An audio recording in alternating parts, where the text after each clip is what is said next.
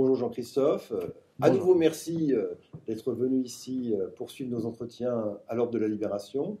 Parmi les entretiens que vous avez menés avec les Compagnons de la Libération il y a 20 ans, qui est la source du livre que vous préparez, est-ce que vous avez en tête des rencontres qui vous ont marqué plus particulièrement ?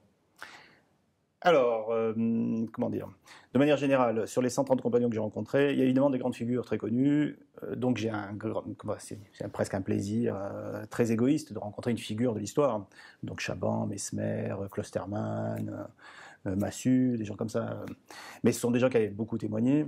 Donc on ne peut pas dire que j'ai appris grand-chose sur le fond de leur témoignage, même si c'était très touchant, particulièrement avec Chaban qui était très fatigué. Donc ça avait été un témoignage très, très touchant. La plupart n'avaient jamais parlé.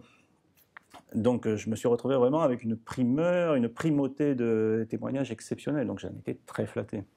Et donc typiquement, je pense par exemple à René Caillot, qui était le saboteur du BCRA, qui n'avait vraiment jamais parlé. Il venait de perdre sa femme, donc il était en maison de retraite, il venait de quitter son sud-ouest en plus, donc il était délocalisé dans la région parisienne. Donc je trouve un monsieur un peu fatigué, un peu mentalement. Et qui me livre en fait vraiment, même la clé, ce que tout le monde essayait de comprendre, son grand fait d'armes, l'explosion de la poudrière de Langres en 1944, où il fait péter 14 000 tonnes d'explosifs, il y a 27 Allemands au tapis, comme il dit.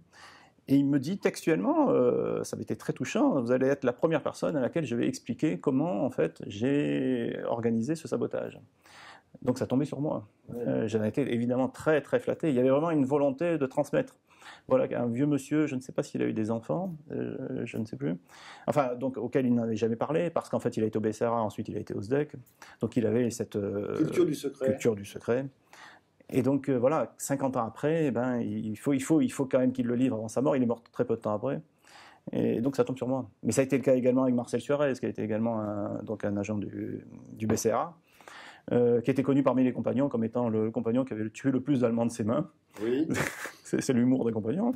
Et donc, là, pour le coup, c'était par écrit, qui m'envoie la liste des 25 personnes qu'il a tuées pendant la guerre, dans quelles circonstances, avec une froideur, avec un style, une distance qu'on ne rencontre plus maintenant.